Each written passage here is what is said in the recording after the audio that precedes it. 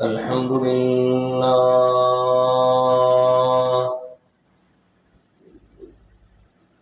الحمد لله وكفى والصلاة والسلام على سيد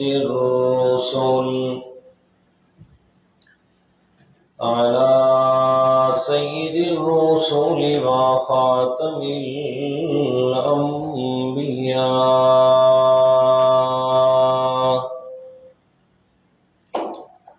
وعلى آله وأصحابه الأتقياء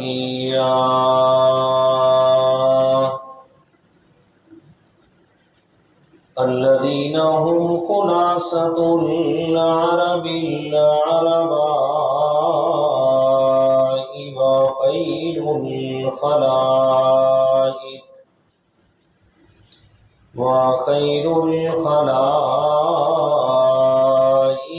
بعد الأنبياء.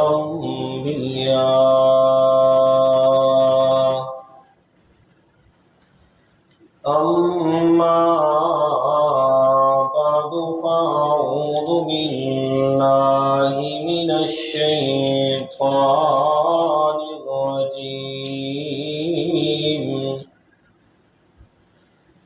بسم الله الرحمن الرحيم.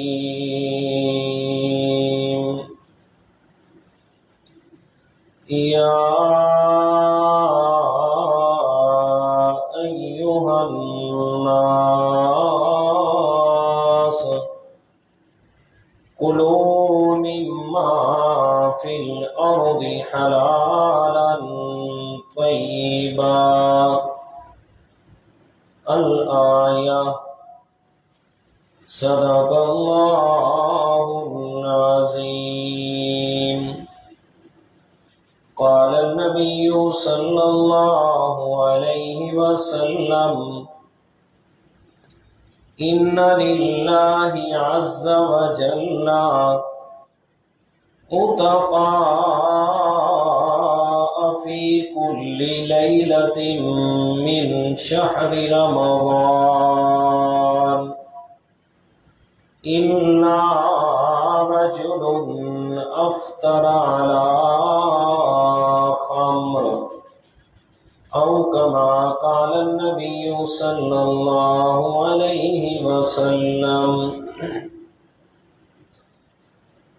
صدق الله العظيم وصدق رسوله النبي الكريم، ونحن على ذلك لمن الشاهدين والشاكرين، والحمد لله رب العالمين. اللهم صل على محمد النبي الأمي وعلى آله وأصحابه وسلم تسليما. سبحانك لا علم لنا إلا ما علمتنا إنك أنت العليم الحكيم.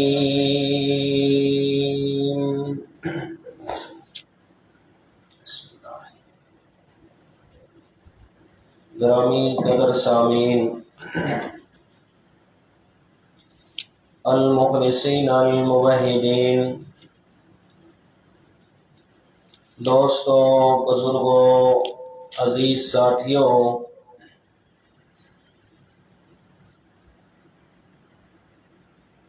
ماہ رمضان کا یہ عظمتوں اور برکتوں والا مہینہ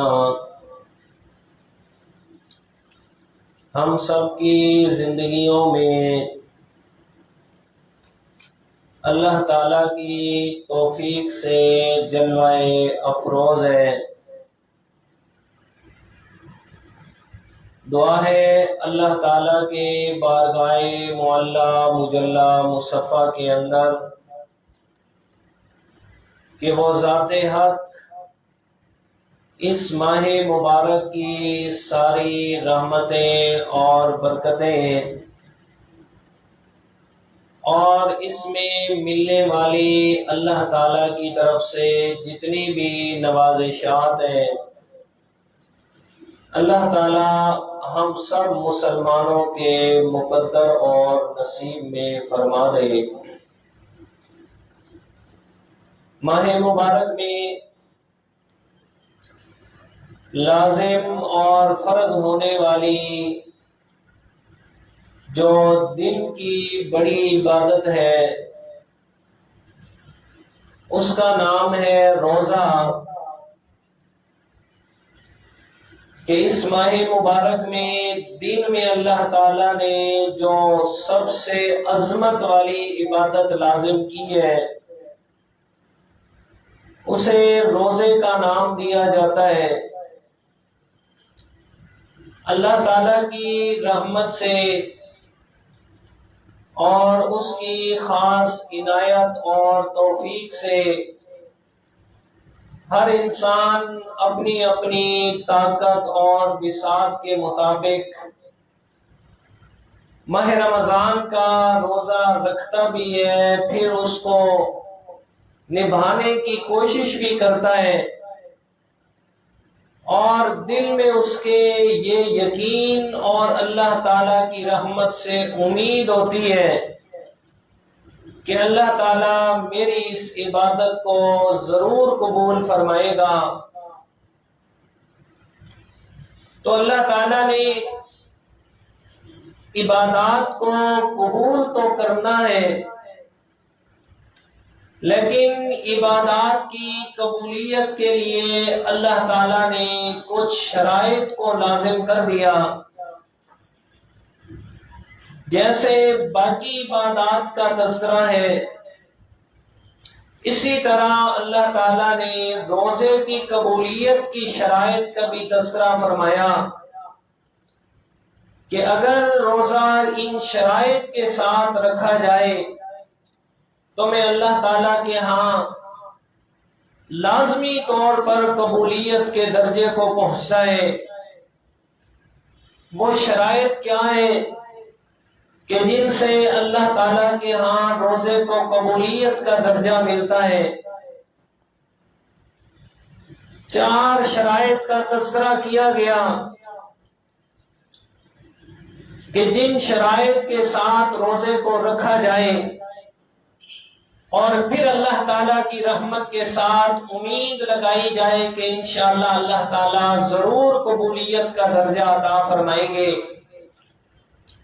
اب وہ 4 شرائط کیا ہیں؟ مختصر انشاءاللہ میں آپ حضرات کے سامنے عرض کروں گا۔ سب سے پہلے قرآن پاک کا انداز کہ اللہ تعالیٰ نے روزے کے لیے کیا شرط فرمائی کہ کس طرح اللہ تعالیٰ نے روزے کو قبول کرنا ہے۔ قرآن پاک کا انداز فرمایا اعوذ باللہ من الشیطان الرجیم بسم اللہ الرحمن الرحیم یا ایھا الذین آمنوا کتب علیکم الصیام کما کتب علی الذین من قبلکم لعلکم تتقون۔ سورہ بقرہ 2 پارہ اور آیت کا نمبر 183 میرے سامنے کھلا ہوا ہے۔ اس آیت کریمہ میں اللہ تعالیٰ نے روزے کی قبولیت کی پہلی شرط بیان فرمائی۔ فرمایا یا ایھا الذین آمنوا، پہلی شرط فرمایا اے اہل ایمان، میں اللہ تعالیٰ نے تمہارے اوپر روزوں کو فرض فرمایا۔ فرمایا روزے کے لیے پہلی شرط بیان فرمائی، فرمایا ایمان کا ہونا، ایمان کا درست ہونا، عقیدے کا قرآن و سنت کے مطابق ہونا۔ فرمایا یہ روزے کے لیے پہلی شرط ہے۔ فرمایا اب سوال ہوتا ہے کہ ایمان کسے کہا جاتا ہے؟ پیارے پیغمبر جناب محمد الرسول اللہ صلی اللہ علیہ وسلم نے اس کی وضاحت بھی فرما دی۔ محدثین کرام پہ کروڑ اللہ تعالیٰ کی رحمتیں ہوں، جنہوں نے ہمارے لیے آسانیاں پیدا فرمائی۔ فرمائے ایمان کا معنی کیا، فرمائے ایمان کسے کہا جاتا ہے؟ فرمائے الایمان هو التصدیق بما جاء بالنبی صلی اللہ علیہ وسلم۔ فرمائے ایمان اس چیز کا نام ہے کہ اللہ تعالیٰ کے پیارے پیغمبر دنیا کائنات میں جو کچھ بھی لے کے آئے، فرمائے اس کی تصدیق بھی کرنا اور دل میں اس پر یقین بھی رکھنا۔ فرمائے اس چیز کا نام ایمان ہے کہ فرمائے ہر اس چیز کی تصدیق کرنا جسے میرے پیارے پیغمبر دنیا میں لے کے آئے۔ فرمائے قرآن مقدس لے کے آئے میرے پیارے پیغمبر، فرمائے قرآن پاک کی تصدیق بھی کرنا، قرآن مجید پہ یقین بھی رکھنا، اس کو منزل من اللہ ماننا۔ فرمائے میرے پیارے پیغمبر کی زندگی ساری کی ساری جس مسئلے کو بیان کرنے پہ گزری ہے، فرمائے اس کا نام ہے مسئلہ توحید۔ فرمائے اس کا اقرار کرنا، اللہ تعالیٰ کو وحدہ لا شریک ماننا، اس کی ذات و صفات میں کسی کو شریک نہ کرنا۔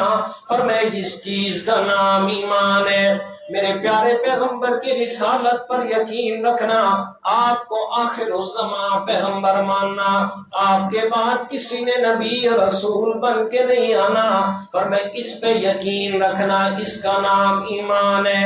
فرمائے دنیا نے ختم ہونا ہے، دنیا کائنات کے نظام نے فنا ہو جانا ہے، پھر اس کے بعد ایک آنے والا اگلا جہان جسے آخرت کہا جاتا ہے۔ فرمائے اس بات پہ یقین رکھنا، دنیا نے ختم ہونا ہے، دنیا سے انسان کی زندگی نے ختم ہونا ہے، اور قیامت والے دن انسان کو دوبارہ زندگی ملنی ہے، دوبارہ زندہ کیا جانا ہے، اور اس دن میں انسان سے زندگی کے کیے ہوئے ہر عمل کے بارے میں سوال جواب ہونا ہے۔ فرمائے ساری باتوں پہ یقین رکھنا، فرمائے اس چیز کا نام ایمان ہے۔ اللہ اکبر۔ تو روزے کی قبولیت کے لیے پہلی شرط فرمائے ایماندار ہونا، دل کے اندر اللہ تعالیٰ کی ذات و صفات کے ساتھ کسی کو شریک نہ کرنے کا یقین ہونا۔ فرمائے دنیا کائنات کے فنا ہونے کا یقین ہونا۔ فرمائے یہ ساری چیزیں ایمان کی جزئیات ہیں، فرمائے یہ ساری چیزیں ایمان کا حصہ ہیں۔ تو اللہ تعالیٰ نے پہلی شرط بیان فرمائی روزے کی قبولیت کی، فرمایا کہ انسان کا ایماندار ہونا، اس لیے کہ عقیدہ اور ایمان یہ بحیثیت بیس اور بنیاد کے ہے۔ فرمایا ایرا ہے، بیس ہے، بنیاد ہے، اگر ایرا ہی نہ ہو، بنیاد ہی نہ ہو تو مکان کیسے بنے گا؟ فرمایا انسان کے اعمال کا یہ جو مکان تعمیر ہونا ہے، فرمایا یہ ہونا ہے، اس کی بنیاد عقیدے پہ ہونی ہے، ایمان پہ ہونی ہے۔ اگر عقیدہ درست ہے تو یہ ساری اتنی بڑی عمارت اعمال کی اپنی جان کو برقرار رکھ پائے گی۔ اگر عقیدہ اور ایمان درست نہیں ہے، اچھے سے اچھا عمل ہی کیوں نہ ہو، اللہ تعالیٰ کے یہاں قابل قبول نہیں ہونا۔ تو روزے کی قبولیت کی پہلی شرط کیا ہے میرے دوستو؟ ایماندار ہونا۔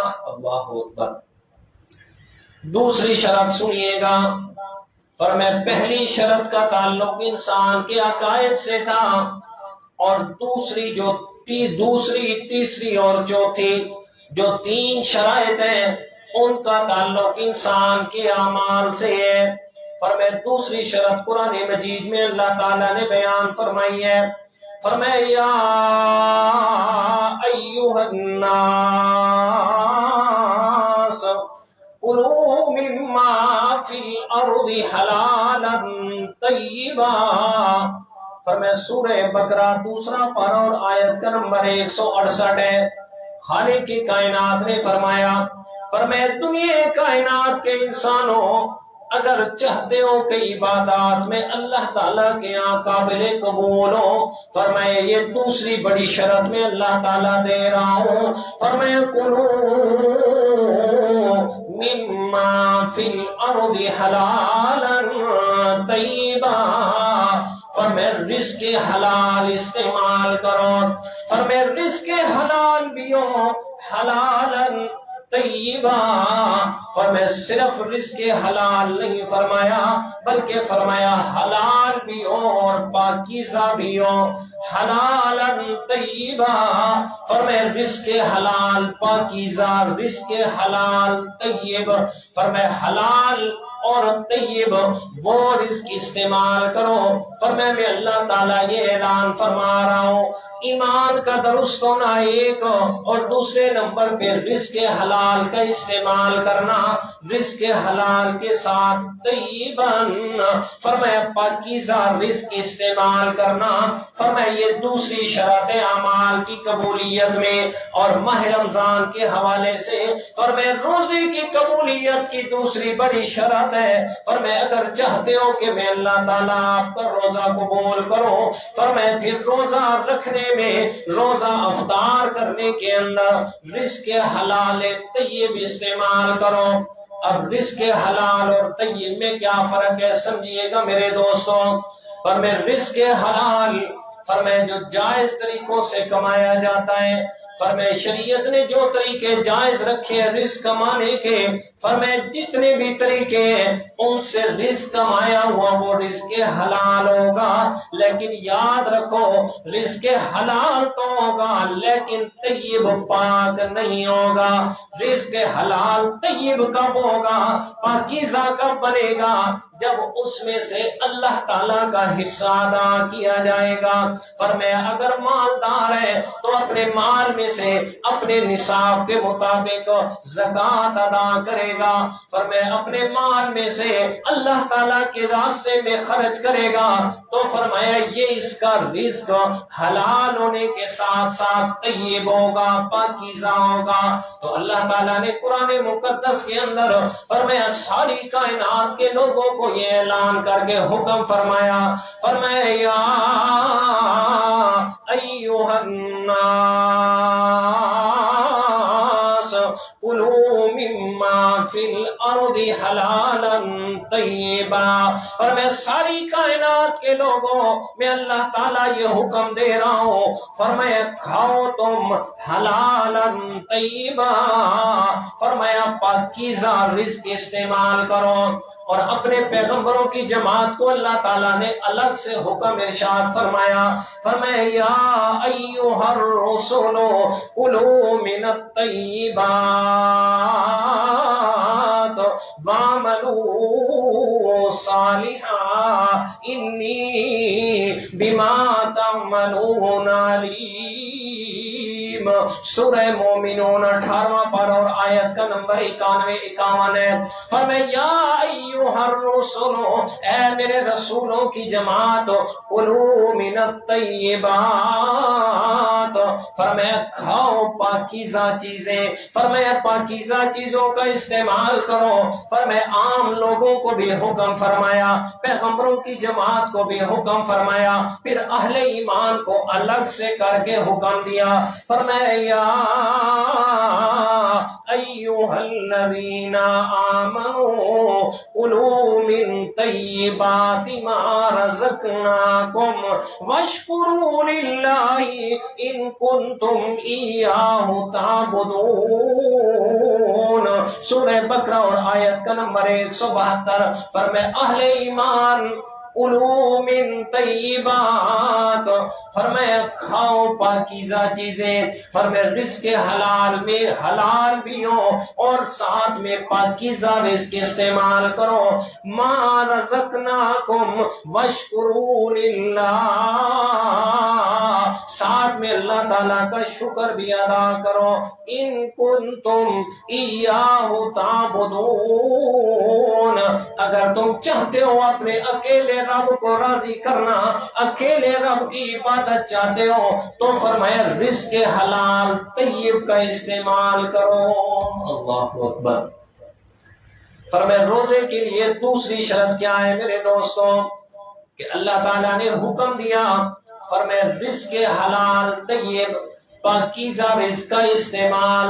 چاہتے ہو روزہ اللہ تعالیٰ کے یہاں قبولیت کے درجے کو پہنچے، تو فرمایا پہلے نمبر پہ عقیدہ درست کرو، دوسرے نمبر پہ رزق حلال کا استعمال کرو. اس لیے کہ میرے پیارے پیغمبر کی حدیث مبارک ہے، آپ صلی اللہ علیہ وسلم نے فرمایا ان للہ عز وجل عتقاء فی کل لیلۃ من شہر رمضان الا رجل افطر علی خمر رواہ الطبرانی او کما قال علیہ الصلوۃ والسلام. اللہ تعالیٰ کے پیارے پیغمبر نے فرمایا بے شک اللہ تعالیٰ ماہ رمضان کی ہر رات میں فرمایا بے شمار لوگوں کو جہنم سے آزاد فرماتے ہیں، لیکن فرمایا الا رجل افطر علی خمر، فرمایا سوائے اس آدمی کے جو رزق حرام استعمال کرنے والا ہے. فرمایا جو رزق حرام کو مستعمل ہے، رزق حرام استعمال کرتا ہے، فرمایا اللہ تعالیٰ ماہ رمضان میں بھی اس کی بخشش نہیں فرماتے. اللہ اکبر. تو روزے کی قبولیت کے لیے دوسری شرط کیا ہے میرے دوستوں؟ رزق حلال کا استعمال کرنا.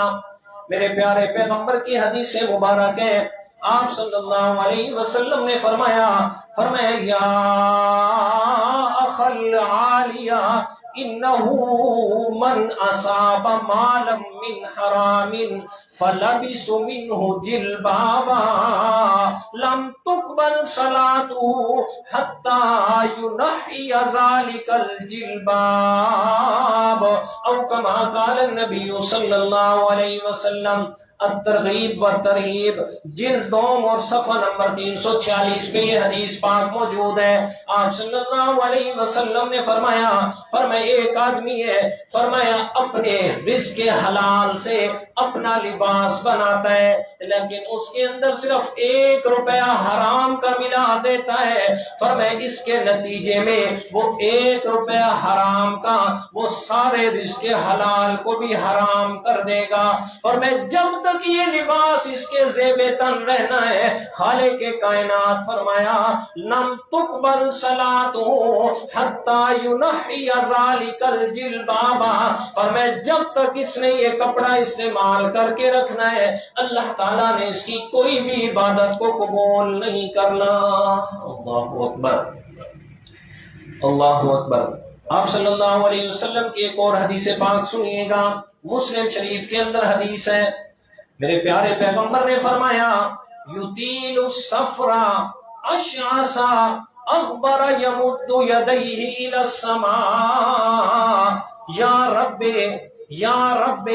ومطعمه حرام ومشربه حرام وملبسه حرام وغذي بالحرام فأنى يستجاب لذلك او كما قال علیہ الصلوۃ والسلام. میرے پیغمبر نے فرمایا ایک آدمی ہے جو بیت اللہ شریف میں پہنچتا ہے، بڑا لمبا سفر کر کے آیا ہے، سفر کی تھکاوٹ کی اس کے جسم میں سامنے ظاہر ہو رہی ہے.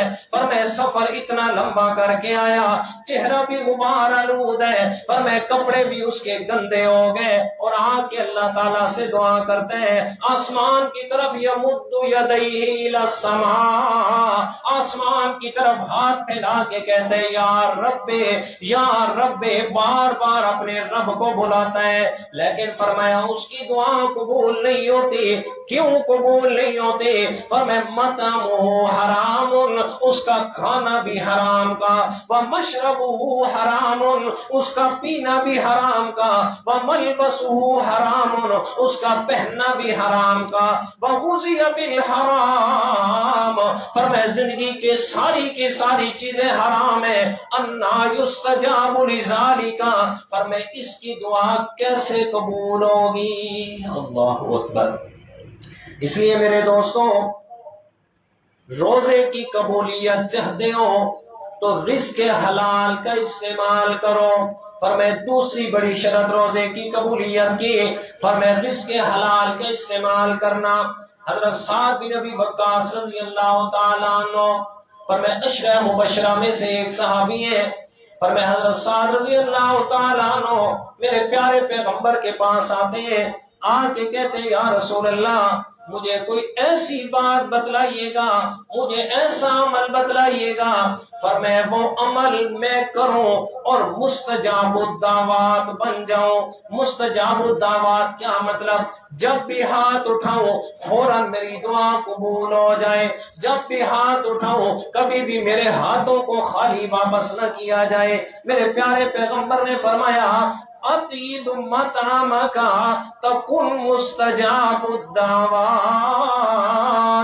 والذی نفس محمد بیدی ان العبد لیقذف اللقمۃ الحرام فی جوفی ما یتقبل منہ عمل 40 یوما او کما قال النبی صلی اللہ علیہ وسلم۔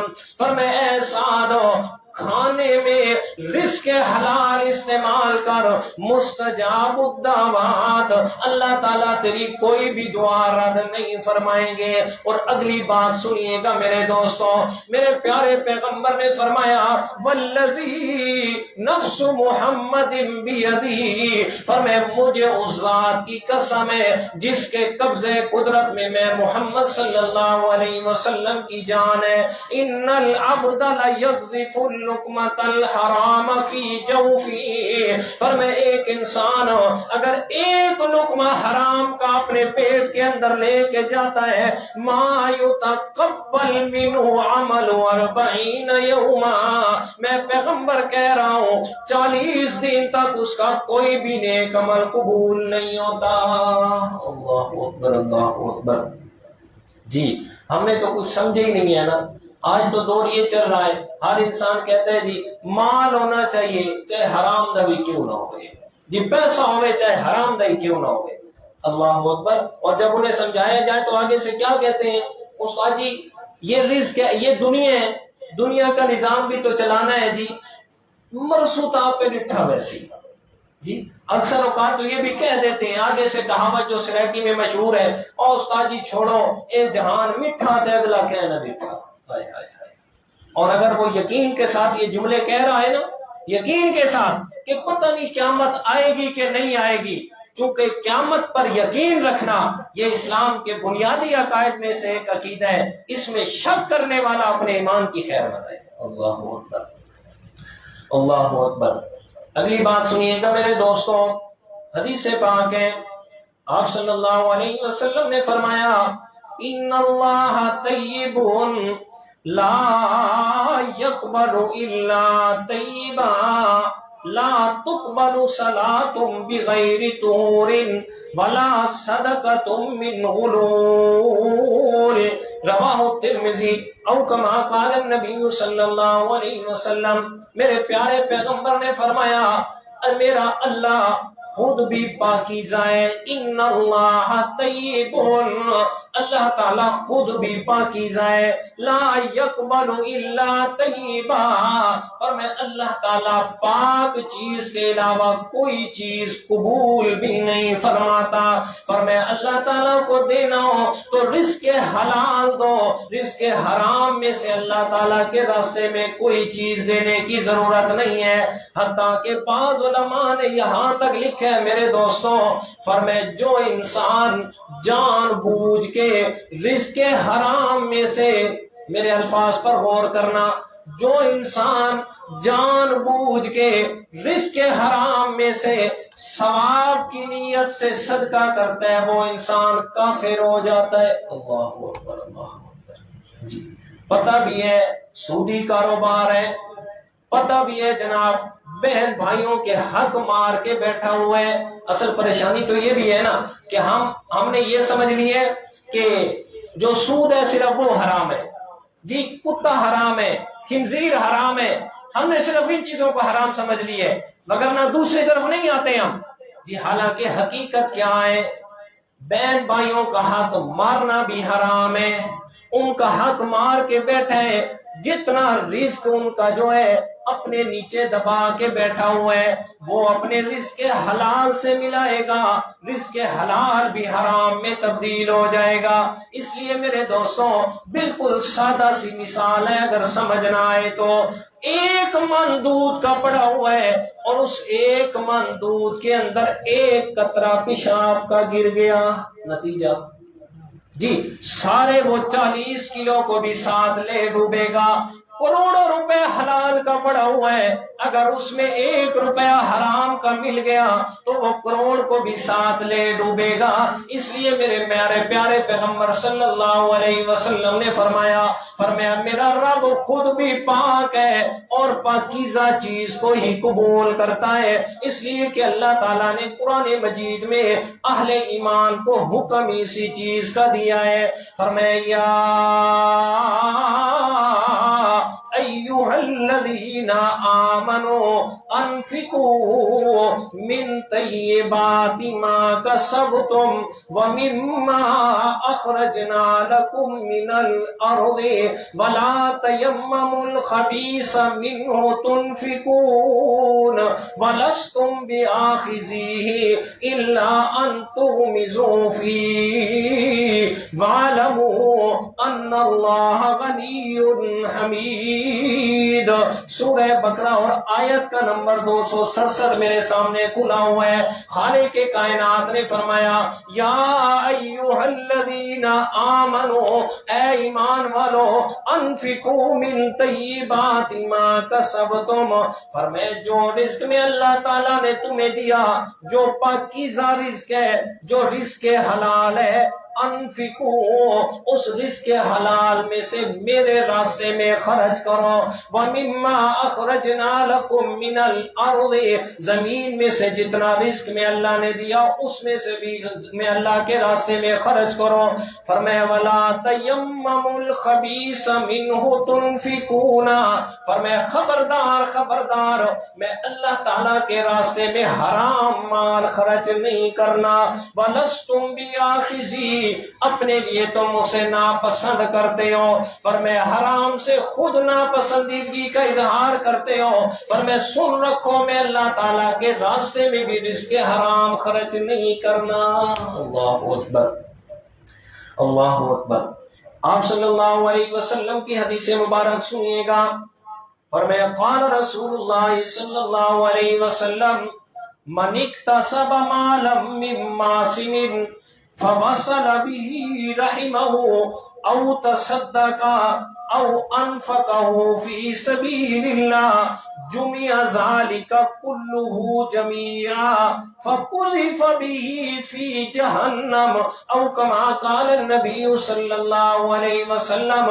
حدیث پاک الترغیب جلد نمبر 2 اور صفحہ نمبر 347، میرے پیارے پیغمبر نے فرمایا کوئی آدمی رزق حرام کماتا ہے، رزق حرام طریقے سے اس نے رزق کمایا ہے، فوصل به رحمہ، اس مال میں سے رشتہ داروں پہ بھی اس نے خرچ کیا، او تصدق فی سبیل اللہ، میں اللہ کے راستے میں خرچ بھی کیا، جمع ذالک کلہ جمیعا، یہ سارے کا سارا مال اس کے گلے کے اندر اکٹھا کر کے فقذف به فی جہنم، اس مال سمیت اس کو جہنم میں ڈال دیا جائے گا۔ اللہ اکبر اللہ اکبر۔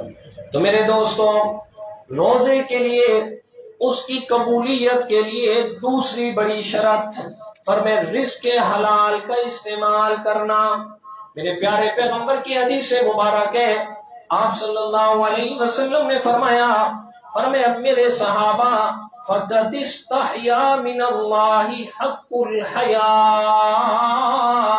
فرمایا میرے صحابہ اللہ تعالیٰ سے حیا کیا کرو جیسے اس سے حیا کرنے کا حق ہے۔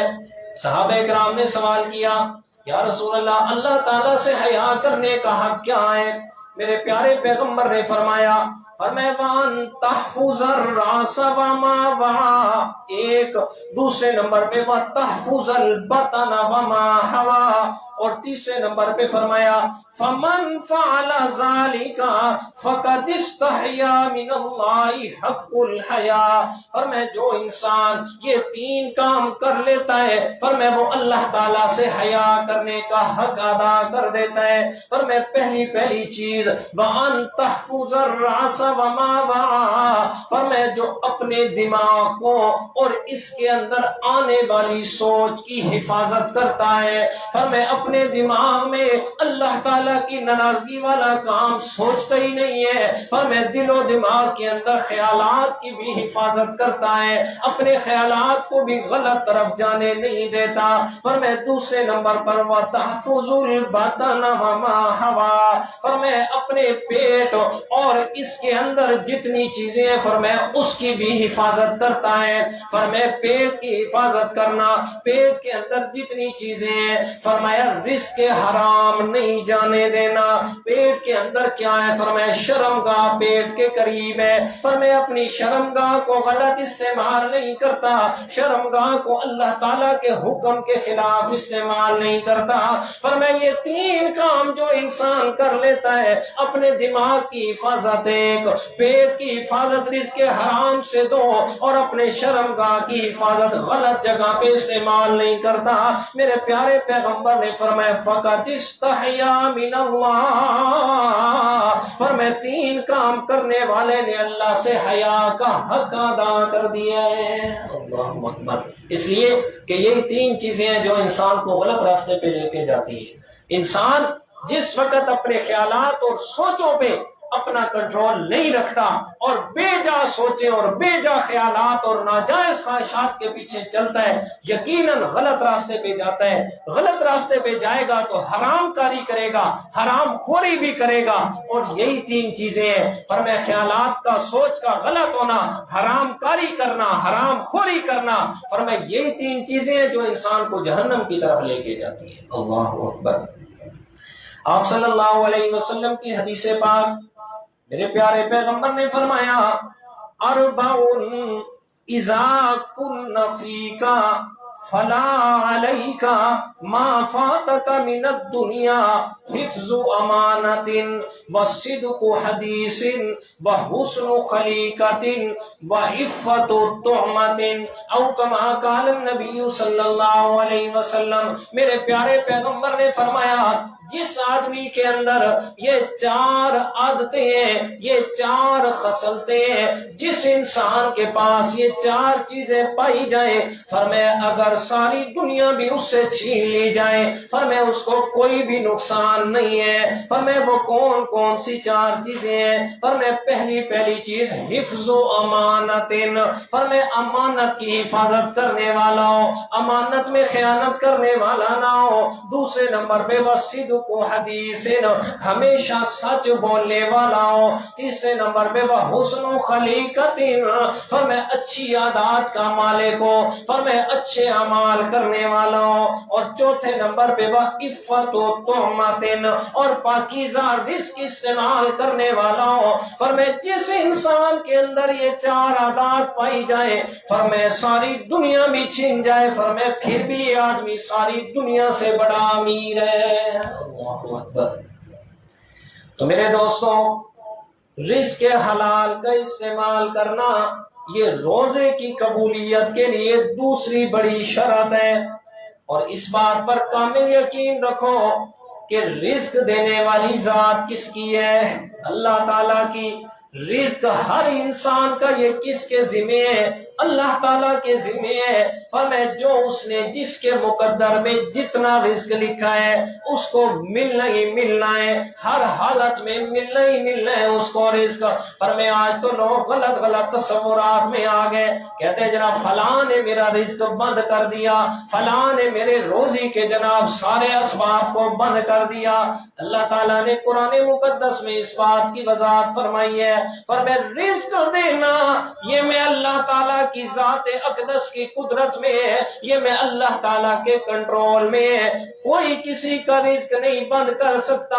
ہاں اتنی بات ضرور ہے، میں اللہ تعالیٰ انسان کو دو طریقوں سے آزماتا ہوں، فرمائے رزق دے کے بھی آزماتا ہوں اور رزق لے کے بھی آزماتا ہوں۔ صرف انسان کی یہ آزمائش ہے میں اللہ تعالیٰ کو مقصود ہو، فرمائے کسی کا رزق زیادہ کر دیا اور کسی کا رزق میں اللہ تعالیٰ نے کم کر دیا۔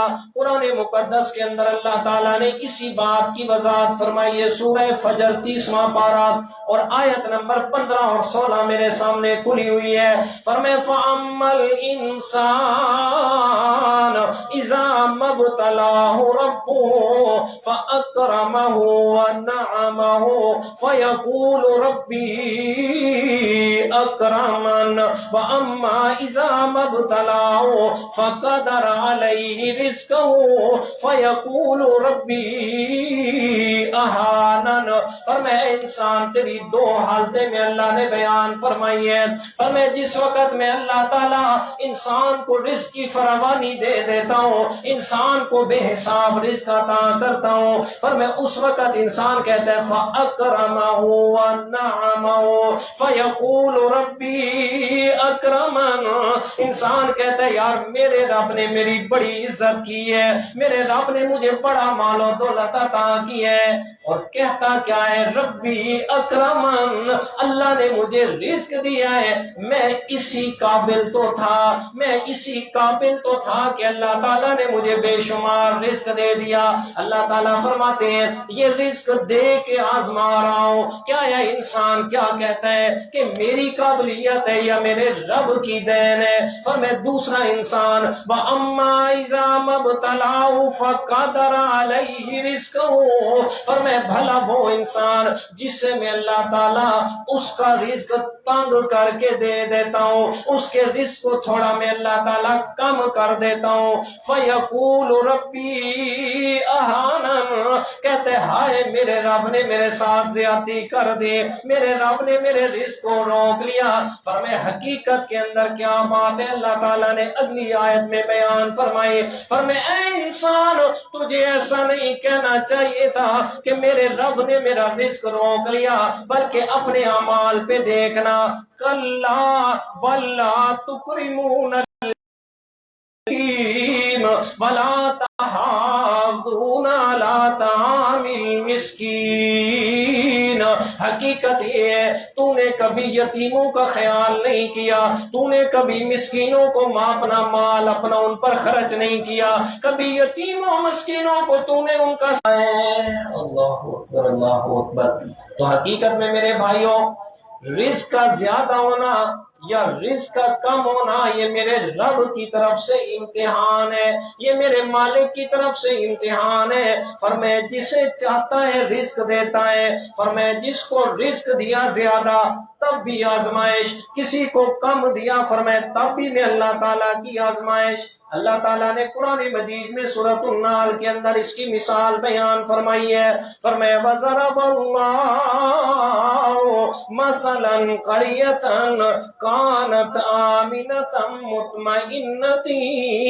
مُطْمَئِنَّةً يَأْتِيهَا رِزْقُهَا رَغَدًا مِّن كُلِّ مَكَانٍ فَكَفَرَتْ بِأَنْعُمِ اللَّهِ فَأَذَاقَهَا اللَّهُ لِبَاسَ الْجُوعِ وَالْخَوْفِ بِمَا كَانُوا يَصْنَعُونَ۔ یعلمون، سورۃ النحل آیت نمبر 112۔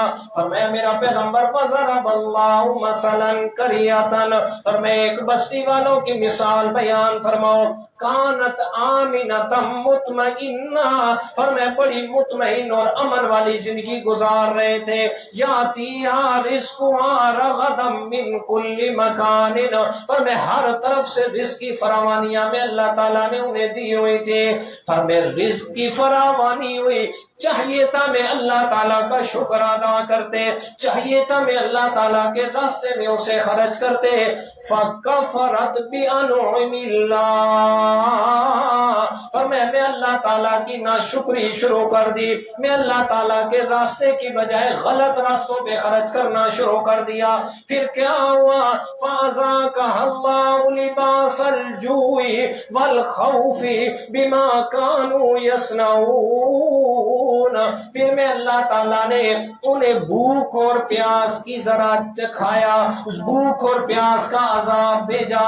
فرمایا جو مال و دولت تھا وہ سارے کا سارا ختم کر دیا، فرمایا وہ سارے مال و دولت ختم، اب بھوک اور پیاس شروع ہو گئی۔ فرمایا یہ امتحان کیوں آیا؟ بما کانوا یصنعون، فرمایا یہ میں اللہ نے ظلم نہیں کیا، یہ ان کے اپنے اعمال کا نتیجہ ہے۔ اللہ اکبر۔ تو کیا سمجھ آئی میرے دوستوں؟ رزق کا بڑھ جانا یا رزق کا کم ہونا یہ میرے مالک کی طرف سے کیا ہے جی؟ امتحان ہے، امتحان ہے۔ رزق جس کا جتنا مقدر میں ہے، فرمایا اس کو رزق ملنا ہی ملنا ہے۔ آپ صلی اللہ علیہ وسلم کی حدیث مبارک ہے، میرے پیارے پیغمبر نے فرمایا انسان اس بات پر کامل یقین رکھو، وَإِنَّ الْعَبْدَ لَهُ رِزْقُهُ فَلَا اجْتَمَعَ عَلَيْهِ الثَّقَلَانِ الْجِنُّ وَالْإِنسُ إِن يَصُدُّوا عَنْهُ شَيْئًا مِّن ذَلِكَ مَا اسْتَطَاعُوا، كَمَا قال، فرمایا جو اللہ تعالیٰ نے تمہارے قسمت اور مقدر میں رزق لکھا ہے، فرمایا ساری کائنات مل کے زور لگا لے کہ اس انسان کو یہ رزق نہ ملے، فرمایا مستطاع، کسی کی طاقت میں نہیں ہے کہ تیرے رزق کو روک سکے۔ اللہ اکبر۔ تو رزق کسی کا کوئی بھی بند اور روک نہیں سکتا۔ دوسری حدیث سنیے گا، آپ صلی اللہ علیہ وسلم نے فرمایا رزق انسان کو ایسے تلاش کرتا ہے جیسے موت تلاش کرتی ہے، فرمایا جیسے انسان موت سے نہیں بچ سکتا، جو مقدر میں رزق لکھا ہے، فرمایا وہ رزق اس کو پہنچ کے رہنا ہے، چاہے یہ اس رزق کے دور بھاگے، چاہے اس کو تلاش بھی نہ کرے، فرمایا اس لیے فرمایا کہ رزق جو لکھا ہے اس کو مل کر ہی رہے گا۔ جیسے موت کا آنا یقینی ہے، ایسے رزق کا استعمال کرنا بھی یقینی ہے۔ تو عرض میں یہ کر رہا تھا میرے دوستوں، فرمایا روزے کی قبولیت کے لیے دوسری بڑی شرط ہے رزق کے حلال کا استعمال کرنا۔ دوسری دو شرطیں سنیے گا۔ تیسرے نمبر پہ فرمایا روزے کی قبولیت کی شرط ہے زبان کو کنٹرول کرنا دو چیزوں میں، فرمایا جھوٹ نہیں بولنا اور غیبت نہیں کرنی، فرمایا جھوٹ سے بھی روکنا ہے تیسرا نمبر، چوتھے نمبر پہ غیبت سے بھی رکنا ہے۔ فرمایا یاد رکھو میرے دوستوں، جھوٹ بولنا بھی گناہ، جھوٹ سننا بھی گناہ، غیبت کرنا بھی گناہ، غیبت کا سننا بھی گناہ ہے۔ فرمایا یاد رکھو اللہ تعالیٰ کے پیارے پیغمبر نے فرمایا خالق کے کائنات کو، میرے رب کو سب سے زیادہ جس چیز سے نفرت ہے، فرمایا اس چیز کا نام ہے جھوٹ۔ فرمایا اللہ تعالیٰ سب سے زیادہ جس آدمی سے نفرت کرتے ہیں، فرمایا وہ جھوٹ بولنے والے سے نفرت کرتے ہیں۔ اس لیے قرآن مقدس میں اللہ تعالیٰ نے اہل ایمان کو سبق دیا، فرمایا یا ایھا الذین آمنوا اتقوا اللہ وقولوا قولا سدیدا یصلح لکم اعمالکم ویغفر لکم ذنوبکم ومن یطع اللہ ورسولہ فقد فاز فوزا عظیما۔ یا ایھا الذین آمنوا اتقوا اللہ وَكُونُوا مَعَ الصَّادِقِينَ، فرمایا اہل ایمان ہمیشہ سچ بولو، اپنا شمار اللہ تعالیٰ کے ہاں سچوں میں کروا لو۔ حدیث پاک سنیے گا، میرے پیارے پیغمبر نے فرمایا ایک انسان ہے جو مسلسل سچ بولتا ہے، مسلسل سچ بولتا ہے، ہمیشہ سچی بات زبان سے کرتا ہے، یہاں تک کہ اللہ تعالیٰ کے ہاں وہ سچا لکھا جاتا ہے۔ اور میں جب میرے مالک کے ہاں سچا لکھا جائے تو پھر اللہ تعالیٰ اس کی کمی کوتاہی میں ہونے والا، اس سے ہونے والا بھول چوک میں اگر کبھی جھوٹ بھی بولتے اللہ تعالیٰ اپنی رحمت سے اس کو جھوٹ نہیں لکھتے۔ تو فرمایا کونوا مع الصادقین، اہل ایمان اپنا شمار سچوں میں کروا لو، اپنا اللہ تعالیٰ کے ہاں نام سچوں میں لکھوا لو، اس لیے کہ وَمَنْ أَصْدَقُ مِنَ اللَّهِ حَدِيثًا، اللہ تعالیٰ سے سچی بات کسی کی نہیں ہو سکتی۔ فرمایا اللہ تعالیٰ خود بھی سچا ہے اور ہمیشہ سچوں سے پیار کرتا ہے، ہمیشہ سچ سے پیار کرتا ہے۔ اللہ تعالیٰ کو سب سے زیادہ نفرت جھوٹ سے ہے۔ قرآن مقدس کے اندر بڑے بڑے گناہوں کا تذکرہ ہوا، قتل بڑا گناہ ہے، زنا بڑا گناہ ہے، فرمایا اور بھی غیبت کرنا بڑا گناہ ہے، فرمایا کہ اور کتنے دوسرے کا حق مارنا بڑا گناہ ہے، فرمایا یہ سارے گناہوں کا تذکرہ ہوا، لیکن کسی گناہ کرنے والے پہ اللہ تعالیٰ نے لعنت کا ذکر نہیں کیا، اگر کیا ہے تو صرف جھوٹ بولنے والے پہ۔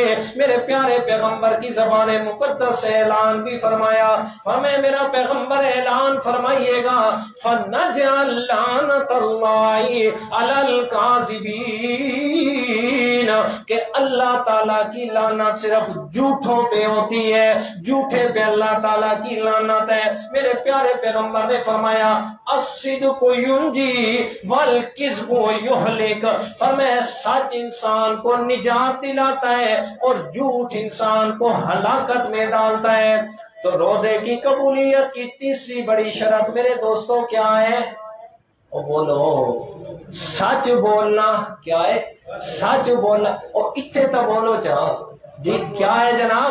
تیسری بڑی شرط سچ بولنا۔ اللہ اکبر۔ اصل مسئلہ یہ ہمارا معاشرہ اس نہج پہ چل پڑا ہے، لوگ چلاکی، جھوٹ کو چلاکی کہتے ہیں، جھوٹ بول کے کسی کو دھوکہ دے دیا نا، کہتے جی فلاں بڑا چلاک ہے۔ کیا مطلب؟ جو جتنا بڑا جھوٹ بول سکتا ہے لوگ کہتے فلاں بڑا چلاک ہے یا فلاں بڑا چلاک ہے۔ لیکن یاد رکھو میرے دوستو، جھوٹ کا نام تبدیل کرنے کی وجہ سے یا گناہ کا نام تبدیل کرنے کی وجہ سے وہ گناہ نیکی نہیں بن جاتا، وہ گناہ نیکی نہیں بن جاتا۔ اس لیے روزے کی اللہ تعالیٰ کے ہاں قبولیت کا درجہ اگر دینا چاہتے ہیں آپ اپنے روزے کو، تو روزے کی تیسری بڑی شرط کیا ہے جناب؟ جھوٹ نہیں بولنا۔ اور چوتھی شرط ہے غیبت بھی نہیں کرنی، غیبت بھی نہیں۔ آپ نے دیکھا ہے روزے کی قبولیت کی شرائط جو ہے، ایک کا تعلق دل سے ہے، وہ تو عام فہم ہے، اکثر آپ سنتے رہتے ہیں مجھ سے مطلب جمعۃ المبارک کے خطبے میں کہ اپنا عقیدہ درست کر لو۔ عقیدہ درست، عقیدہ ہے تو سب کچھ ہے، عقیدہ نہیں تو کچھ بھی نہیں ہے۔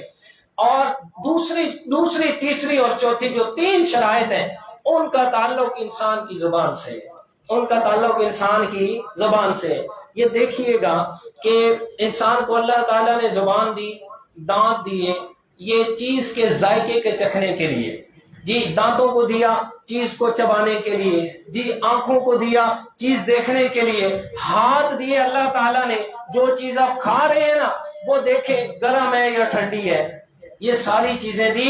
فرمایا یہ ساری چیزیں عطا کر کے تجھے شعور اس بات کا دیا، یہ ساری چیزیں تجھے بتائیں گی چیز ٹھنڈی ہے، گرم ہے، کڑوی ہے، میٹھی ہے، سارا کچھ تم نے صرف یہ کرنا ہے حلال اور حرام کی تمیز رکھنی ہے۔ تیرے ذمہ کیا لگایا؟